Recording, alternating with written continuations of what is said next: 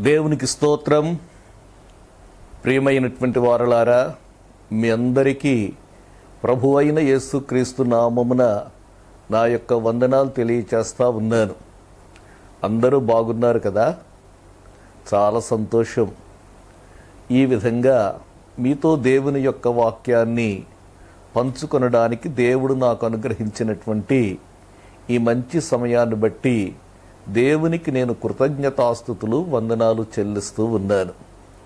మనమందరం కూడా ఈ రీతిగా సజీవుల లెక్కలో ఉండడానికి దేవుడు చూపిన అపారమైనటువంటి కృపను బట్టి దేవునికి వందనాలు చెల్లిస్తూ ఉన్నాను. మంచిది.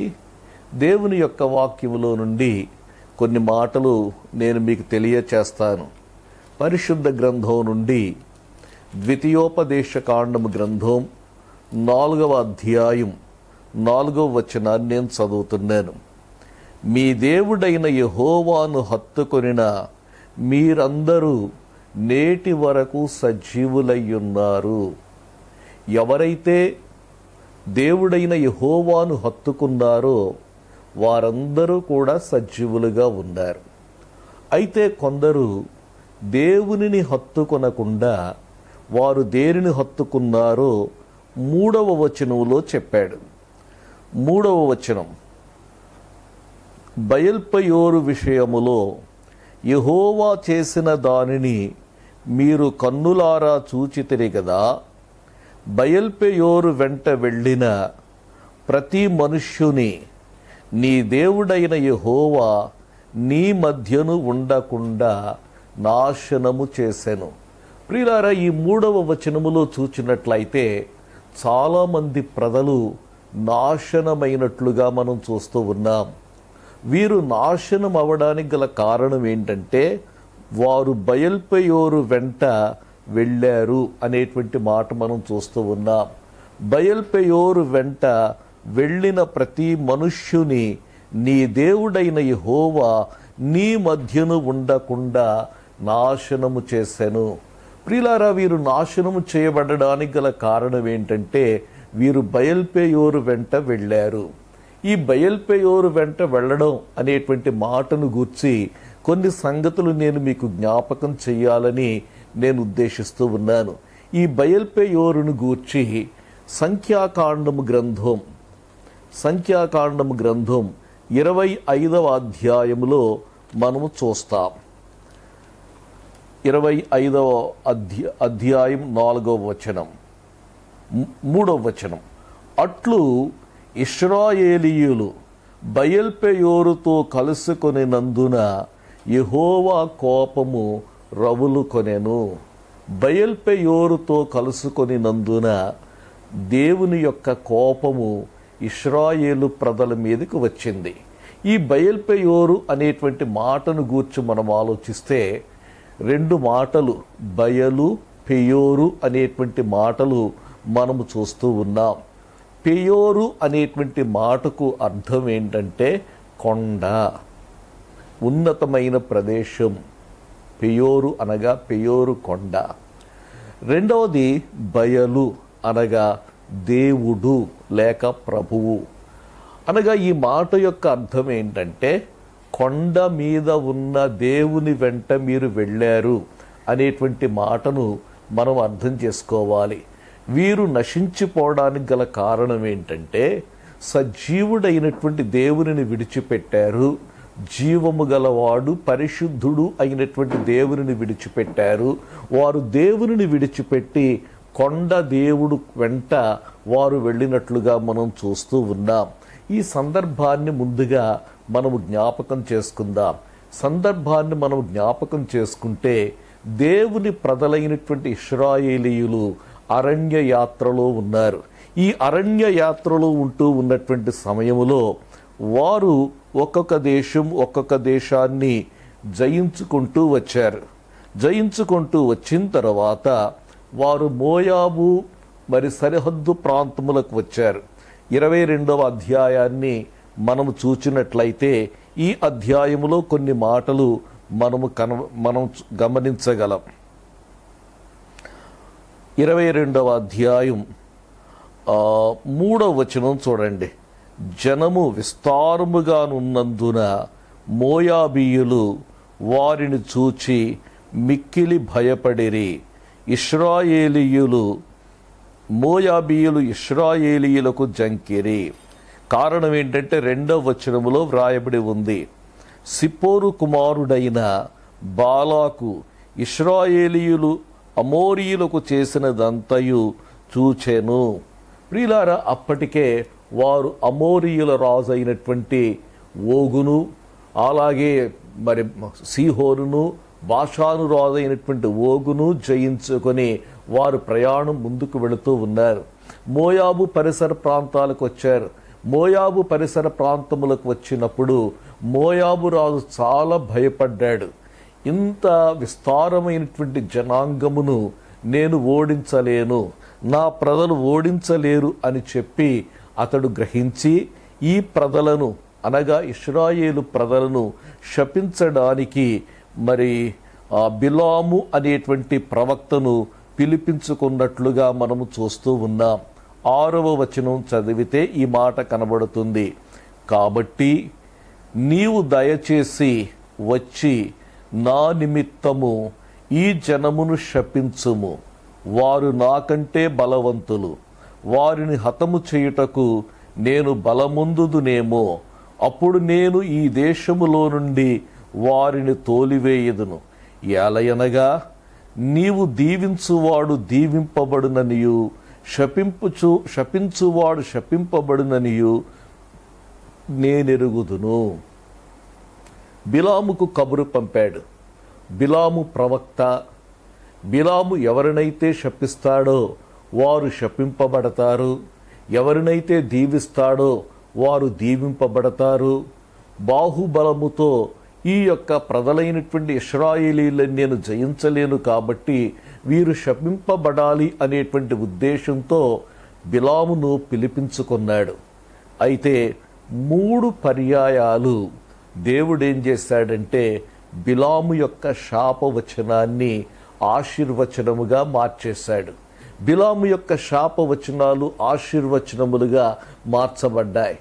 ఆశీర్వచనములుగా మార్చబడినప్పుడు దేవుని ప్రజలైనటువంటి ఇశ్రాయేలీయులు ఏ విధముగా శాపగ్రస్తులవుతారో బిలాము ఒక సలహా మోయాబు రాజుకు చెప్పినట్లుగా మనము చూస్తూ ఉన్నాం.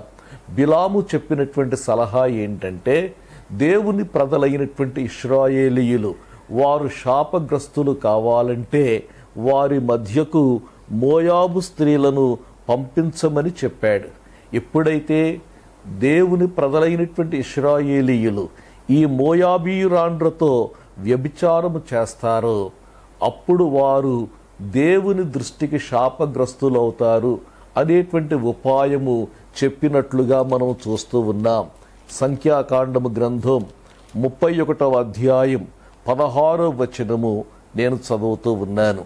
ఇదిగో, బిలాము మాటను బట్టి పెయోరు విషయములో ఇశ్రాయేలీయుల చేత యెహోవా మీద తిరుగుబాటు చేయించిన వారు వీరు కారా?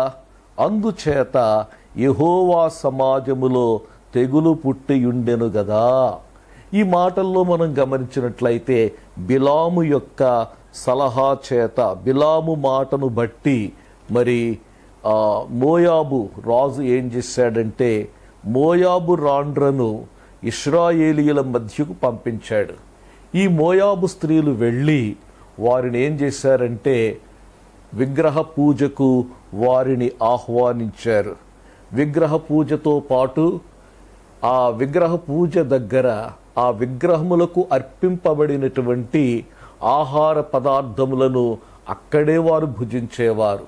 అక్కడ భుజించడం మాత్రమే కాకుండా అక్కడ ఈ మోయాబు స్త్రీలతో వారు వ్యభిచారము చేసినట్లుగా మనము చూస్తూ ఉన్నాం.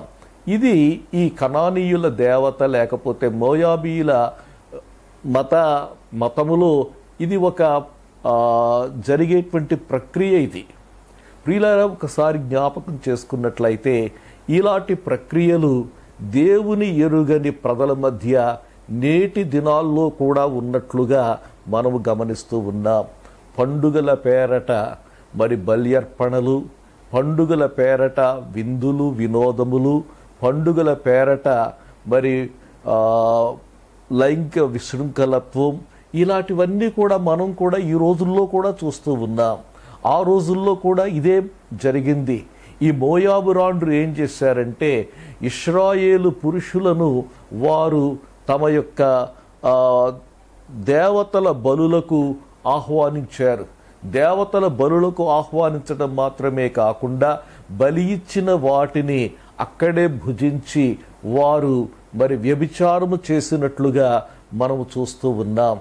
ఇలాగు చేయడం ఇదంతా కూడా ఏంటంటే దేవునికి వ్యతిరేకమైన తిరుగుబాటు అనేటువంటి మాటను మనము జ్ఞాపకం చేసుకోవాలండి.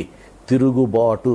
ప్రియులారా, ఇక్కడ మరలా మనం జ్ఞాపకం చేసుకున్నట్లయితే సంఖ్యాకాండము గ్రంథం 31వ అధ్యాయం 16వ వచనంలో మనం చూస్తున్నాం, యెహోవా మీద తిరుగుబాటు చేయించిన వారు వీరు కాదా? బయల్పెయోరును హత్తుకున్నారంటే అర్థం ఏంటంటే వారు దేవునికి వ్యతిరేకంగా తిరుగుబాటు చేసినటువంటి వారని గమనించాలి. దేవునికి వ్యతిరేకంగా చేసిన తిరుగుబాటు ఎల్లప్పుడూ కూడా శాపమును తీసుకుని వస్తుందనేటువంటి మాట మీకు తెలియచేస్తా ఉన్నాను.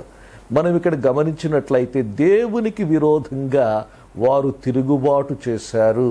ప్రియులారా, ఈ తిరుగుబాటును గూర్చి మనం ఆలోచన చేసినట్లయితే దేవుని యొక్క వాక్యములో నుండి మరొక మాట మీ దృష్టికి తెస్తాను.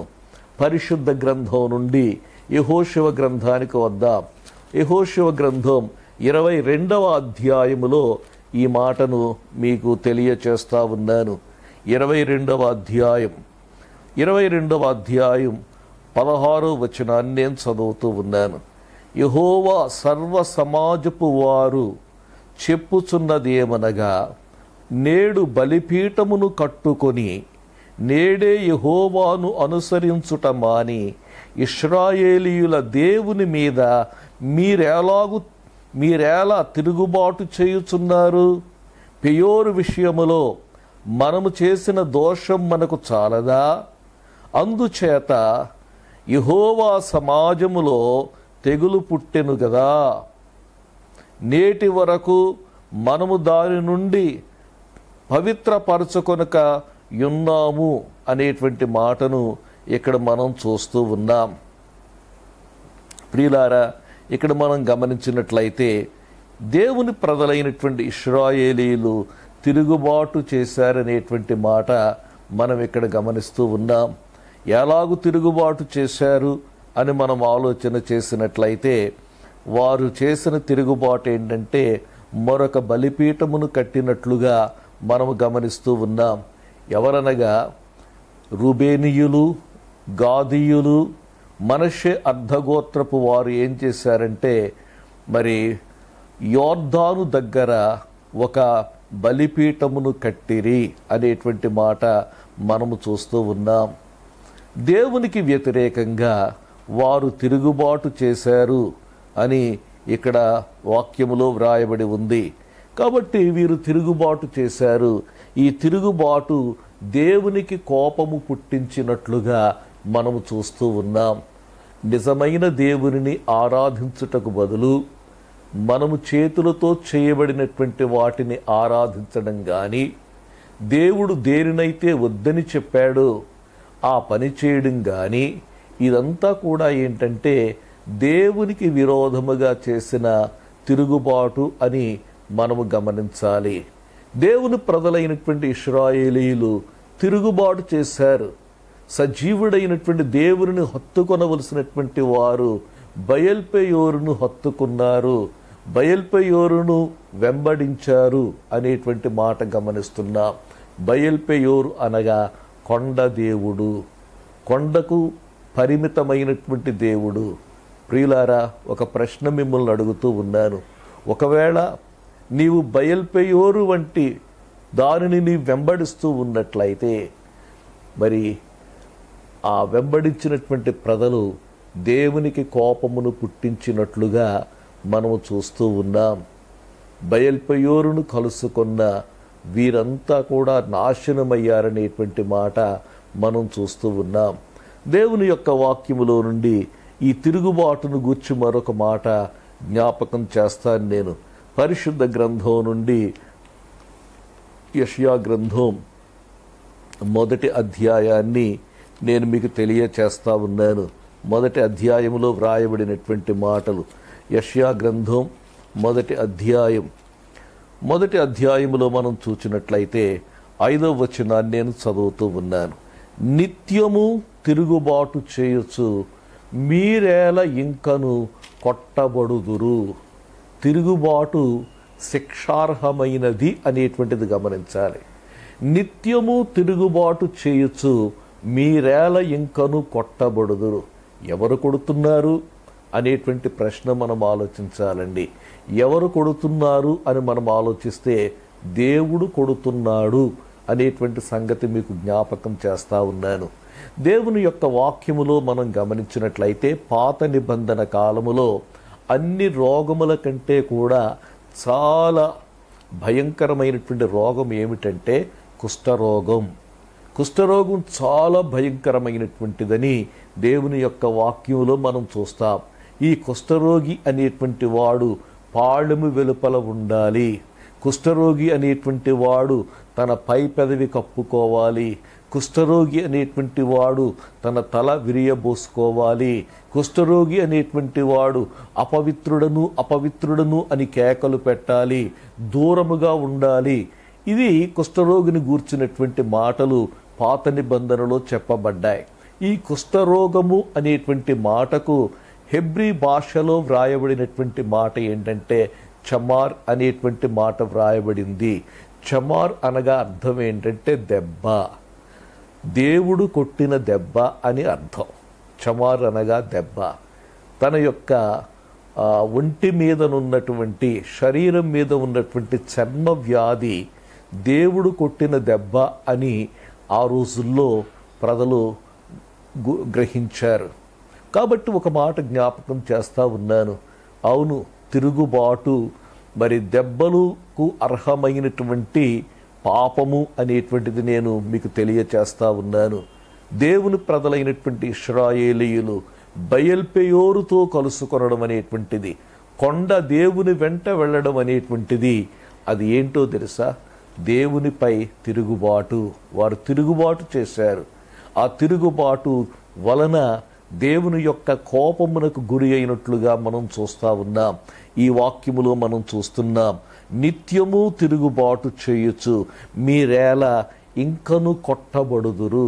ప్రియులారా, ఒకవేళ నీవు తిరుగుబాటు చేస్తూ ఉన్నట్లయితే నీవు సజీవుడైనటువంటి దేవునిని, సత్యవంతుడైనటువంటి దేవునిని, బైబిల్ ద్వారా తనను తాను ప్రత్యక్షపరుచుకున్నటువంటి దేవుణ్ణి, యేసు ప్రభువులో పరిపూర్ణ ప్రత్యక్షతనిచ్చినటువంటి దేవుణ్ణి విడిచి గనక నీవు ఉన్నట్లయితే నీవు తిరుగుబాటు చేస్తున్నావనేటువంటి మాటను నీకు గుర్తు చేస్తా ఉన్నాను.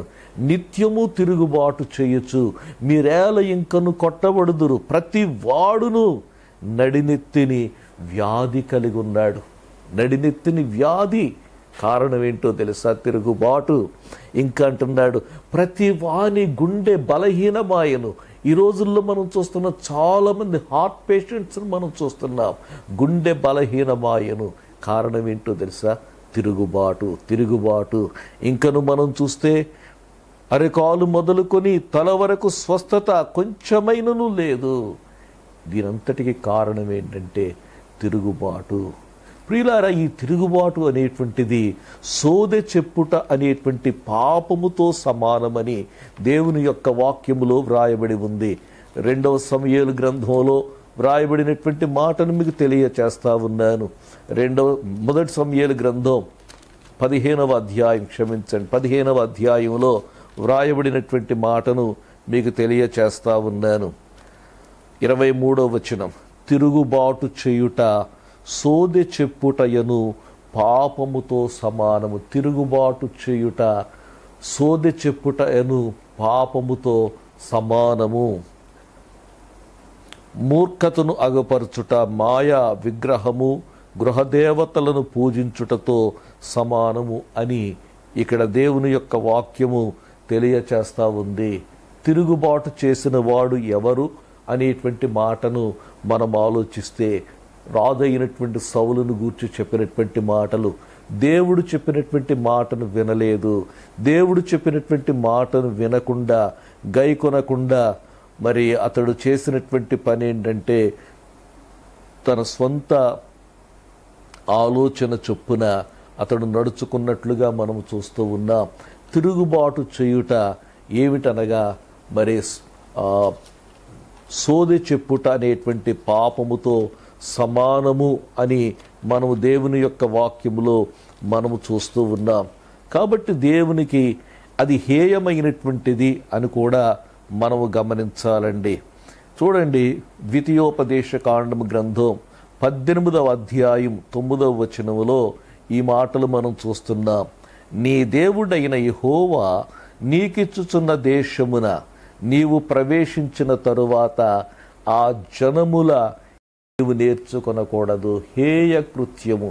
ఏమిటా హేయ కృత్యము అని మనం ఆలోచిస్తే 10వ వచనములు అంటాడు, సోదె చెప్పుట కూడా ఈ యొక్క లిస్టులో ఉన్నట్లుగా మనం చూస్తూ ఉన్నాం. సోదె చెప్పుట. ప్రియులారా, బయల్పెయోరును కలుసుకున్న, బయల్పెయోరును హత్తుకున్న వారందరూ కూడా నాశనమైనట్లుగా మనం చూస్తున్నాం. బయల్పెయోరును హత్తుకొనడం అనేటువంటి మాటను గూర్చి మనం ఆలోచిస్తే, తిరుగుబాటు చేసిన వారు, దేవునికి వ్యతిరేకంగా తిరుగుబాటు చేశారు. బిలాము చెప్పిన సలహాను బట్టి, బిలాము యొక్క మాటను బట్టి వారు వ్యతిరేకంగా తిరుగుబాటు చేశారేమో. మరి వారందరూ కూడా నాశనమైనట్లుగా మనం చూస్తున్నాం. అయితే నా ప్రశ్న ఏంటంటే, బయల్పెయోరును మనం హత్తుకొనకుండా, కొండకు పరిమితమైన దేవుడు కాదు, సర్వాంతర్యామి అయినటువంటి దేవుని వెంబడించేటువంటి వారిగా మనం ఉండాలనేటువంటి మాటను తెలియచేస్తూ ఉన్నాను. రెండవ మాట చెప్తాను నేను. బయల్పెయోరును కలుసుకొనడం అనేటువంటి మాటకు రెండో భావం చెప్తాను చూడండి. బయల్పెయోరును గూర్చి 106వ కీర్తనలో వ్రాయబడినటువంటి ఒక మాట నేను మీకు తెలియచేస్తాను. 106వ కీర్తన 28వ వచనం. 28వ వచనం, మరియు వారు బయల్పెయోరును హత్తుకొని చచ్చిన వారికి అర్పించిన బలిమాంసమును భుజించిరి. వారు తమ క్రియల చేత ఆయనకు కోపము పుట్టించగా వారిలో తెగులు రేగెను. మరియు వారు బయల్పెయోరును హత్తుకొని. ఇక్కడ మరొక మాట జ్ఞాపకం చేస్తున్నాను.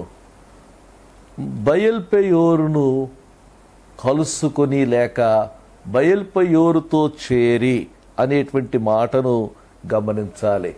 బయల్పెయోరును కలుసుకొని లేక బయల్పెయోరుతో చేరి అంటే అర్థం ఏంటంటే, ఈ కొండ దేవుడు, కొండకు పరిమితమైనటువంటి దేవునిని వారు ఏం చేశారంటే కలుసుకున్నారు, జత అయ్యారు, ఆ ప్రజలకు జత అయ్యారు అనేటువంటి మాట మనము గమనించాలి.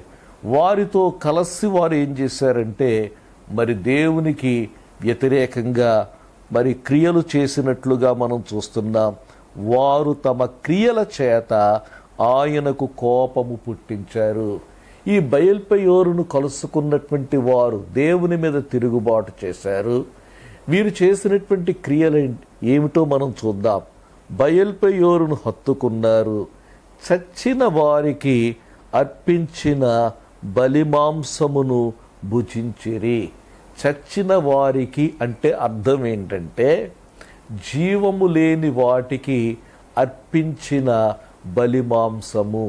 అంటే ఆ బయలు దేవుడు జీవము లేనటువంటి వాడు. ఈ జీవము లేనటువంటి వాటికి అర్పించిన బలిమాంసమును వారు ఏం చేశారంటే భుజించారు. అంత మాత్రమే కాకుండా మరి అక్కడ ఉన్నటువంటి మోయాబు స్త్రీలతో వారు సాంగత్యము చేశారు. కాబట్టి ఏం జరిగిందంటే తెగులు వారి మీదికి వచ్చినట్లుగా మనం చూస్తున్నాం. వారు నాశనమైనట్లుగా మనం చూస్తూ ఉన్నాం. ప్రియులారా, ఒక మాట మనం మనం ఎవరితో అయితే సహవాసం చేస్తామో వారి క్రియలు మనం నేర్చుకుంటూ ఉంటాం. చూడండి, ఈ మాటలు మీకు జ్ఞాపకం చేస్తాను. 35వ వచనం చూడండి, 106వ కీర్తన 35వ వచనం. అన్యజనులతో సహవాసము చేసి, అన్యజనులతో సహవాసం చేసి వారి క్రియలు నేర్చుకొనిరి. అన్యులతో సహవాసం చేశారు, దేవుని ఎరుగని ప్రజలతో కలిసిపోయారు అనేటువంటి మాట గమనించండి. వారితో ఏకీభవించారు, వారితో ఐక్యమైపోయారు. అన్యజనులతో వారు కలిసిపోయి ఏం చేశారంటే వారి క్రియలు నేర్చుకొనిరి. ఏమిటి ఆ క్రియలు అని మనం ఆలోచిస్తే, వారి విగ్రహములకు పూజ చేసిరి. దేవుని యొక్క వాక్యములో చెబుతా ఉన్నాడు, విగ్రహారాధన చేయకూడదని చెప్పాడు. దేవుని యొక్క వాక్యములో మనం చూచినట్లయితే ఒక మాట జ్ఞాపకం చేస్తాను, జాగ్రత్తగా మీరు గమనించండి.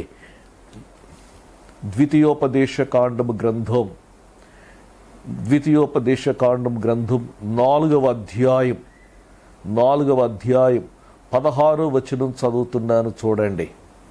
కావున మీరు చెడిపోయి భూమి మీదనున్న ఏ జంతువు ప్రతిమనైనను, ఆకాశమందు ఎగురు రెక్కలు గల ఏ పక్షి ప్రతిమనైనను, నేల మీద ప్రాకు ఏ పురుగు ప్రతిమనైనను, భూమి క్రింద ఉన్న నీళ్ల యందలి ఏ చేప ప్రతిమనైనను, ఆడు ప్రతిమను గాని మగ ప్రతిమను గాని, ఏ స్వరూపము కలిగిన విగ్రహమును మీ కొరకు చేసుకొనకుండునట్లును, ఆకాశము వైపు కన్నులెత్తి సూర్య చంద్ర నక్షత్రములైన ఆకాశ సైన్యమును చూచి మరులు కొల్పబడి నీ దేవుడైన యెహోవా సర్వాకాశము క్రిందను నున్న సమస్త ప్రజల కొరకు పంచిపెట్టిన వాటికి నమస్కరించి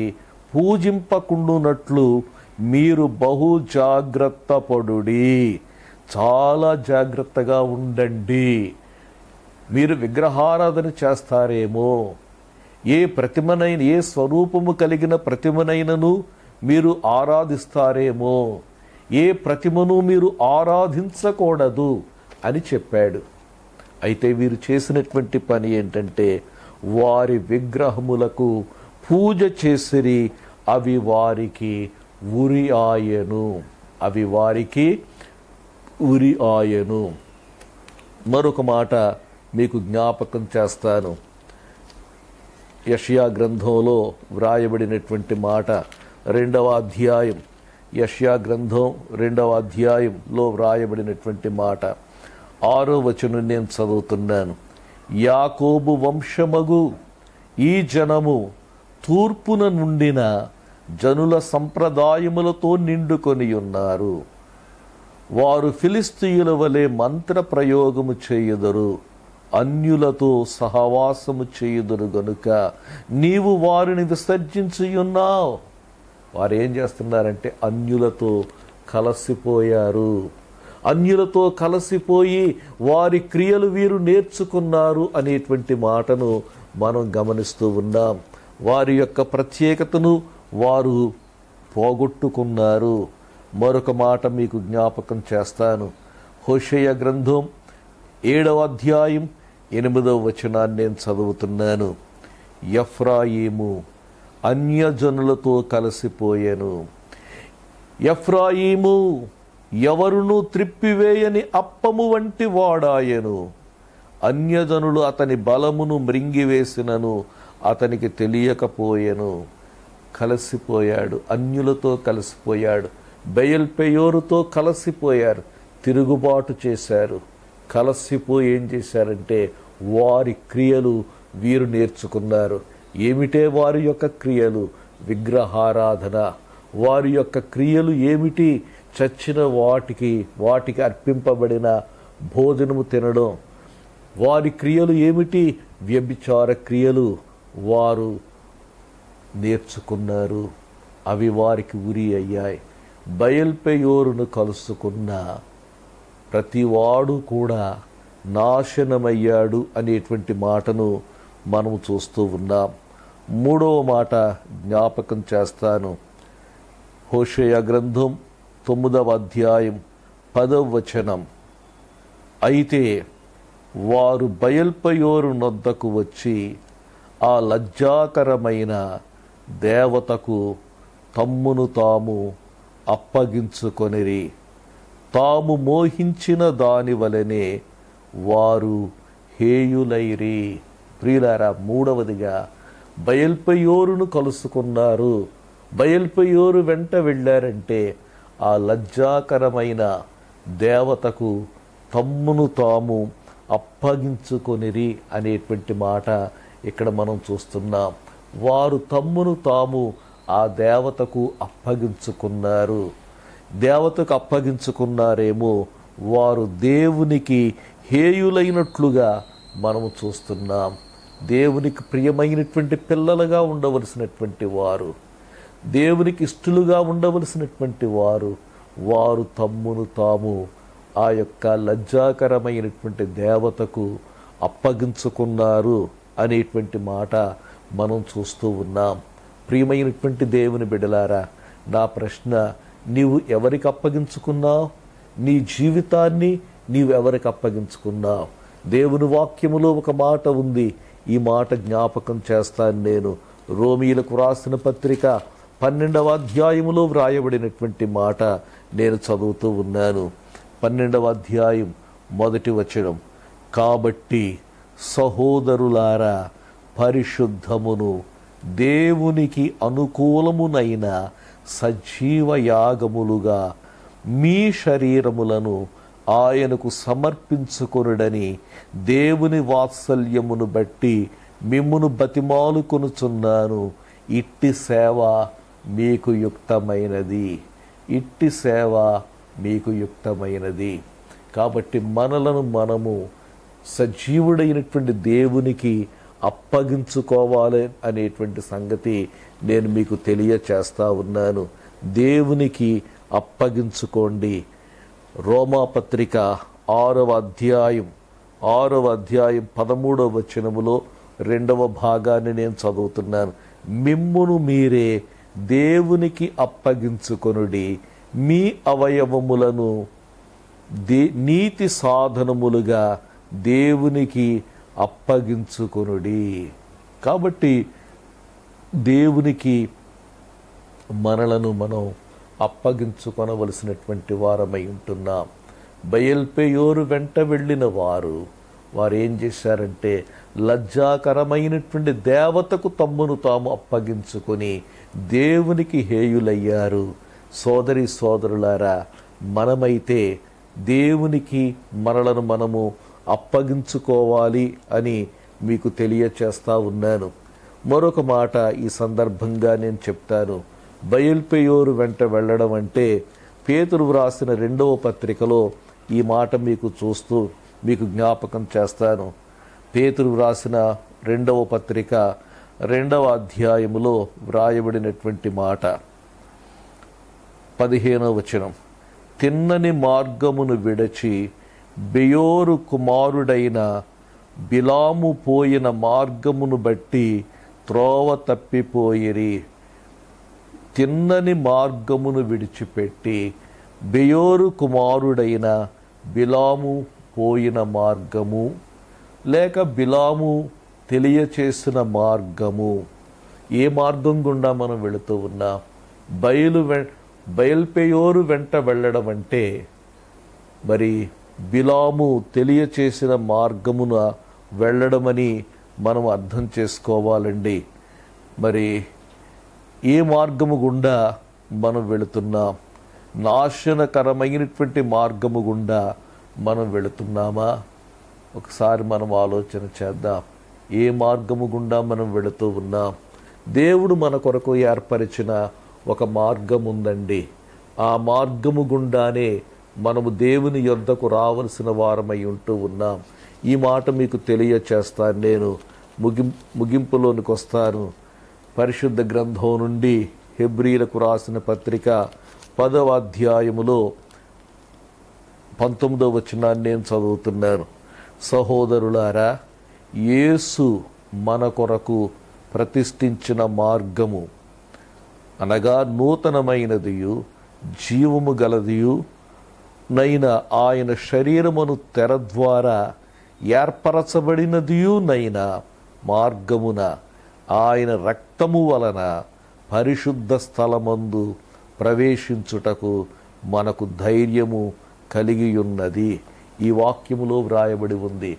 యేసయ్య శరీరం అనేటువంటి తెర సిలువలో చినిగింది.